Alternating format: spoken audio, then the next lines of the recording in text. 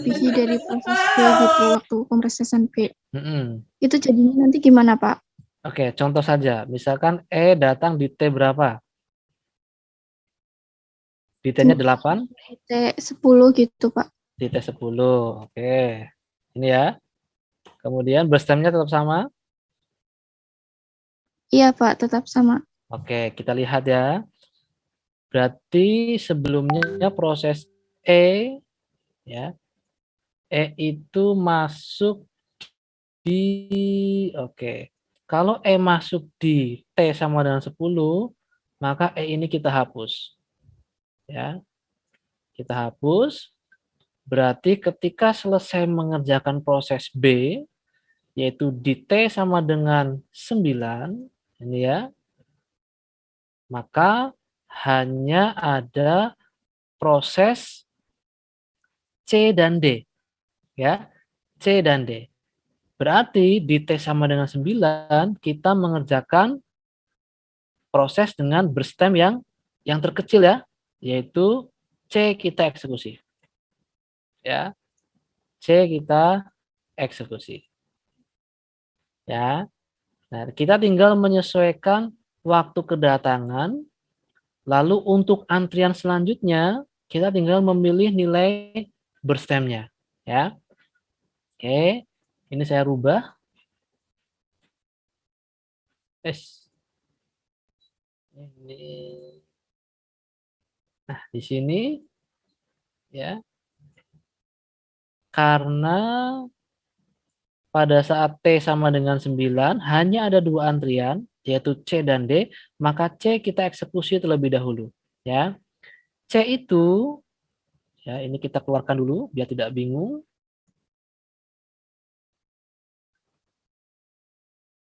Nah, C itu berstemnya 4.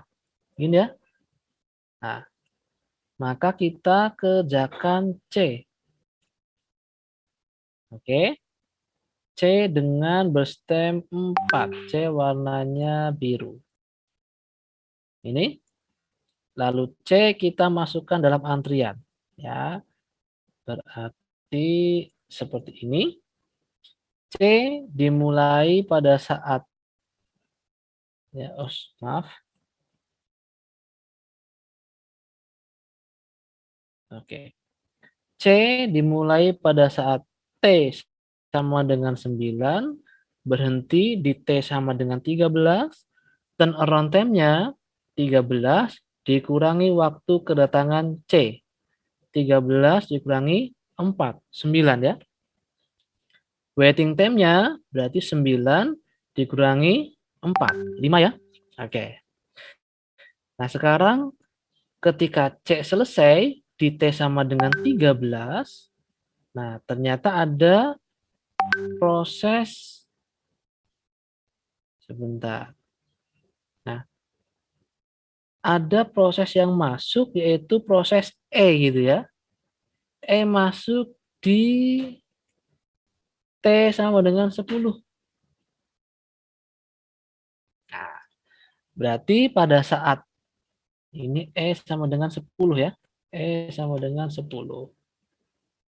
E sama dengan 10. Ketika C selesai, maka kita membandingkan antara D dengan E. Ya, ternyata berstem terkecil adalah D. Ya, sehingga kita kerjakan D ketika T sama dengan 13. Ya. Masih ada proses. Ya, gimana? Berstemnya bukannya 2 tadi ya, Pak? Berstemnya? Oh, 2. Oke, oke. E2 ya. Oke, terima kasih. E sama dengan 2. E sama dengan 2. Salah lihat ya, terima kasih. Oke, E sama dengan 2. Oke, terima kasih. Berarti kita tinggal bandingkan saja antara D dengan E, ternyata yang terkecil E ya, karena 2 ya. Berarti kita eksekusi yang E terlebih dahulu. Ya. Ini kita eksekusi E dengan berstem 2. Ya. Artinya pada saat T sama dengan 13 ada proses E dan juga ada proses D. Ya, karena E yang paling kecil, E ini kita eksekusi. Begitu. Kemudian kita cek E itu berstemnya sama dengan 2. Ya. Maka E kita eksekusi. Oke. Begini ya. Oke, kita masukkan dalam tabel perhitungan. E dimulai pada saat T masuk antrian 10 ya. 15 kurangi 10 berarti 5. Waiting time-nya berarti 13 kurangi 10, dia menunggu 3. Ya. Dan terakhir tinggal proses D yang belum dieksekusi. Ya. D berstemnya adalah 5. Ya. Maka proses D ini kita eksekusi. Begitu? Berarti kita masukkan ya. D dieksekusi di T sama dengan 15, selesai di T sama dengan 20, turn around time-nya 20 dikurangi D masuk antrian. Ini ya, 20 dikurangi 6, 14.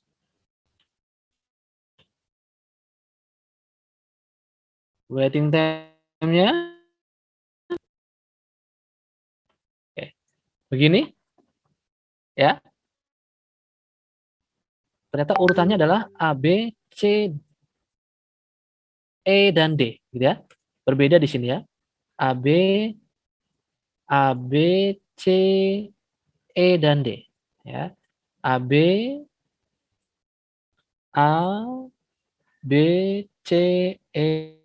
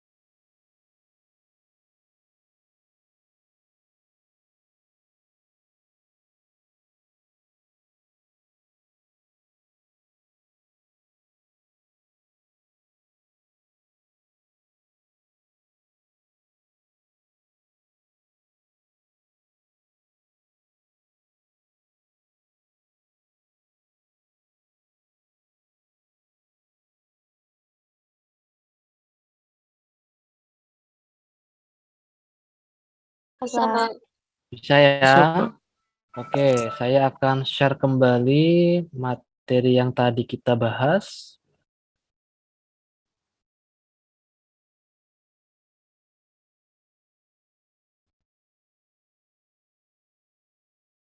Sebentar.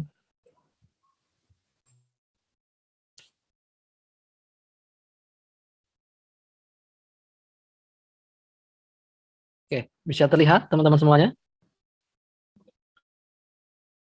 Jadi tadi perubahannya adalah di E yang semula datang pada saat T sama dengan 8, ternyata dia menjadi proses yang terakhir ya, yaitu di T sama dengan 10 ya. Nah, di sini ya, E itu masuk di sebentar. E itu masuk di T sama dengan 10. E masuk sehingga selesainya proses C ya membandingkan antara E dan D ya. Karena E besarnya kecil, maka yang kita kerjakan E terlebih dahulu ya.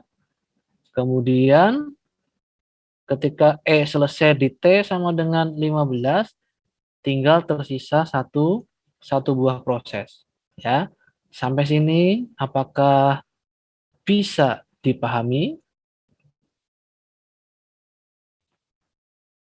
Bisa dipahami atau masih bingung? Insya Allah bisa saya, Pak. Bisa ya, Destia ya. Terima kasih. Yang lain, kalau masih bingung, tolong disampaikan. Nanti kita diskusi kembali.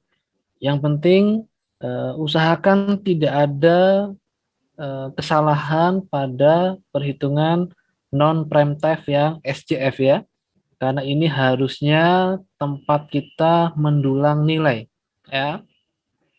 Nah, nanti pada saat eh, algoritma prime time, teman-teman bayangkan ya, kalau yang non prime time, cirinya adalah kalau mengerjakan proses A sudah ditunjuk oleh prosesor, maka mau tidak mau proses A ini harus betul-betul selesai dieksekusi oleh prosesor, baru mengerjakan proses berikutnya.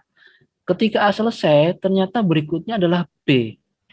Karena non-preemptive, maka B ini kalau sudah ditunjuk, dia harus dieksekusi sampai selesai. Setelah selesai B, ternyata ada proses C. Kalau C sudah ditunjuk, maka dia harus dieksekusi sampai selesai. Ketika C selesai, ternyata ada proses E. Kalau E sudah ditunjuk, selesaikanlah proses E sampai proses yang terakhir. Nah, besok pada penjadwalan bersifat preemptive, teman-teman bayangkan ya, misalkan mengerjakan proses A, ya, ternyata ini hanya ada satu buah proses, yaitu B. Setelah A hanya ada B, maka B dieksekusi. Ketika mengerjakan B, baru mengeksekusi sampai T sama dengan 4, datang proses berikutnya. Nah, di sini prosesor boleh menghentikan proses B, ya, skip terlebih dahulu, baru mengerjakan proses yang lain. Berarti ada proses di dalam proses gitu ya. Ya. Bayangkan B belum selesai, ternyata mengerjakan proses yang lain. Katakanlah proses C misalkan. Ketika C dikerjakan, datanglah proses berikutnya, proses D. C belum selesai, maka prosesor boleh mengerjakan proses yang lainnya, yaitu D. Artinya apa? Ada proses di dalam proses lain, di dalam proses yang lain. Gitu ya. Nanti di sini biasanya peluang terjadi kesalahan dalam input perhitungan. Ya, seperti itu. Ada pertanyaan? Ingat ya, non-preemptive usahakan paham, tidak ada eh, apa? Tidak ada salah perhitungan, ya. Kemudian kalau sudah, ya, kita tinggal fokus pada algoritma yang bersifat preemptive, ya. Bayangkan mengerjakan proses pertama, boleh dijeda, kemudian mengerjakan proses yang kedua, ya. Jadi setelah proses pertama masih berjalan, kita boleh mengerjakan proses berikutnya. Tapi ada syaratnya gitu ya. Nanti kita bahas itu, ya. Nah, sekarang apakah sampai sini untuk proses non preemptive yang SCF apakah bisa dipahami?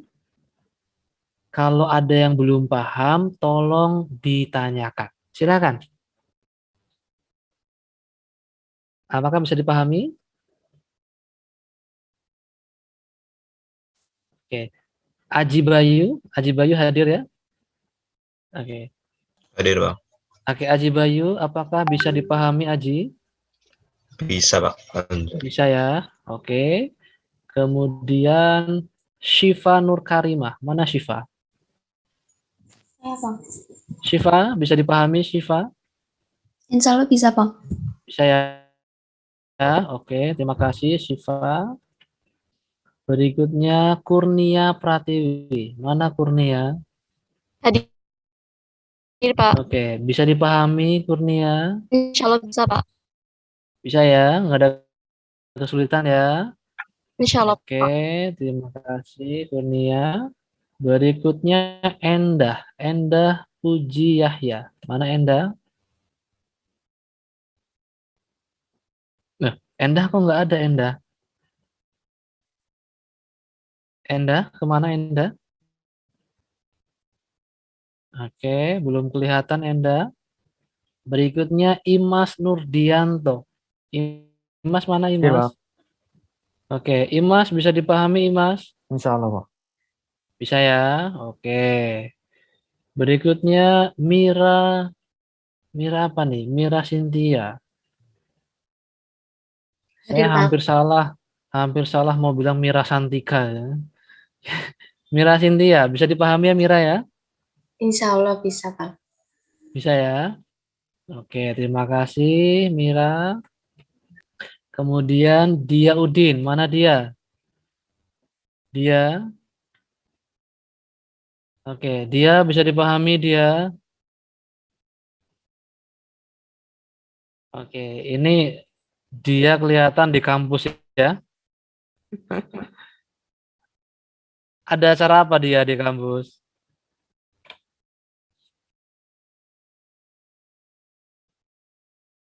Cari sinyal. Berikutnya Yudhistira, mana Yudhistira? Yudhistira? Yudhistira tidak kelihatan, oke. Kemudian Aditya Fahmi. Aditya mana?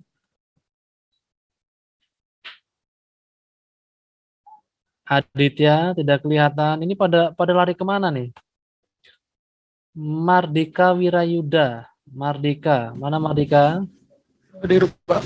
Oke, Mardika bisa dipahami Mardika? Insya Allah, Pak. Bisa ya. Oke, terima kasih.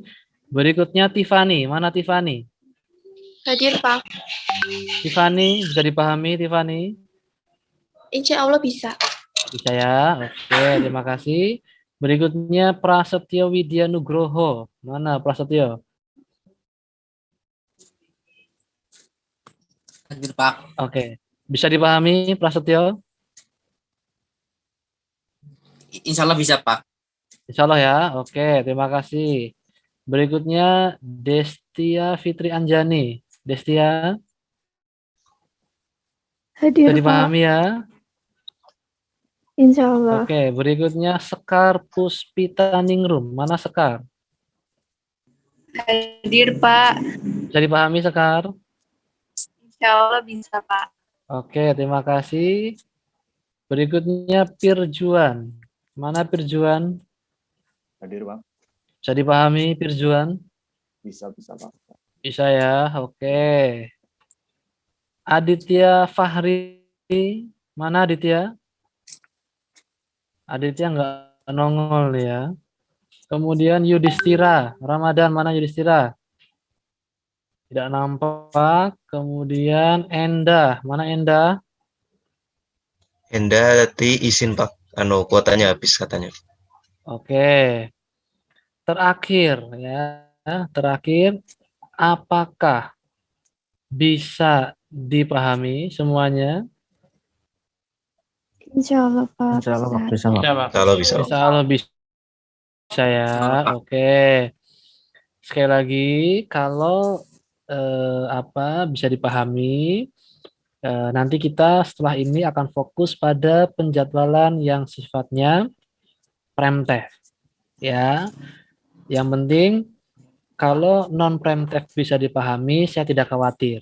Ya, dan harap diingat besok itu soalnya adalah soal multiple. Jadi tolong teman-teman semua berhati-hati karena soal multiple penilaiannya by system. Oke ya? Oke. Apakah hari ini bisa dicukupkan sampai di sini? Halo? Pak, mau izin Pak? Oh, silahkan. Boleh kasih saran Pak? Boleh, Buat yang silakan. itu. Hmm. Kan waktu pas soal apa itu ya Pak ya? Yang kemarin pakai multiple choice di Google Form itu Pak. Hmm. Itu soal yang mana ya Pak?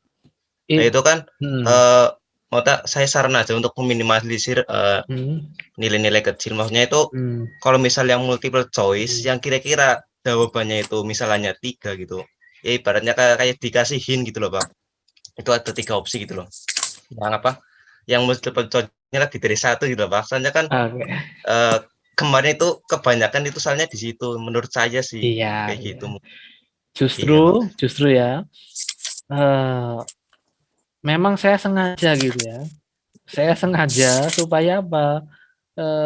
Teman-teman ini fokus konsentrasi atau tidak, gitu ya. Karena multiple choice untuk soal sistem operasi, memang jawabannya bisa lebih dari 1. Ya, kalau jawabannya lebih dari 1, saya itu berharap teman-teman itu menganalisa semua jawaban, gitu ya. Jadi seharusnya di setiap soal, ya, saya tidak akan memberikan clue berupa hint bahwa soal nomor 1 jawabannya ada 2. Soal nomor 2 jawabannya ada 4 gitu ya. Saya tidak akan ada hint seperti itu, tapi silahkan dianalisa sendiri. Ya. Jadi kalau kita melihat nilai, itu yang dapat 100 di kelas lain ada. Gitu ya. Yang dapat 100 ada. Artinya apa? Mereka mau menganalisa setiap pilihan jawaban. Nah, saya nggak tahu di kelas ini itu memang multiple choice-nya paling rendah gitu ya. Karena saya yakin tidak menganalisa setiap jawaban. Ya. Jadi yang terpenting besok pada saat UAS kita sudah belajar dari UTS. Ya. Kalau mengerjakan multiple choice, silahkan dianalisa semua jawaban. Ya, tidak boleh ketika menemukan satu jawaban benar, lalu kita pindah ke soal yang lain. Ya, gitu ya. Tapi terima kasih untuk masukan dari saudara Aji Bayu. Tetapi sifatnya kalau untuk soal sistem operasi karena sifatnya multiple choice, sebetulnya lebih mudah. Ya, jawaban sudah ada pilihan, ya kan? Tinggal sifatnya besok silahkan analisa semua jawaban yang ada itu benar atau tidak, ya. Karena memang repotnya begini, kalau di soal tersebut jawabannya ada 2, pilihannya ada 4 gitu ya. Kalau jawabannya ada 2, kita hanya menjawab 1, walaupun betul, hitungannya tetap salah gitu ya. Karena harus wajib menjawab 2, gitu ya. Yang benar ada 2. Ya memang ada sisi positif dan negatifnya. Kalau misalkan ini soal esai, ya jawabannya harusnya ada 2, tapi kita hanya menjawab 1, berarti mendapat nilai setengah kan? Itu kalau esai, ya. Jadi besok berhati-hati. Saya sudah bikin mudah. Clue-nya cuma sederhana ya. Yang penting apa? Fokus ya. Fokus dan analisa semua jawaban. Gitu ya. Terima kasih masukannya. Yang lain silahkan. Sebelum saya tutup teman-teman semuanya. Sudah ya? Oke, kalau tidak ada pertanyaan, kita lanjutkan besok Rabu ya. Nanti kita kondisikan karena ini semua dosen di minggu ini sedang ada sidang proposal tugas akhir dan sebagian juga ada yang pelatihan ya. Tetapi gimana caranya perkuliahan tetap jalan ya, tetap jalan. Saya akan berusaha memberikan materi walaupun sedikit. Yang penting yang sedikit itu bisa dipahami.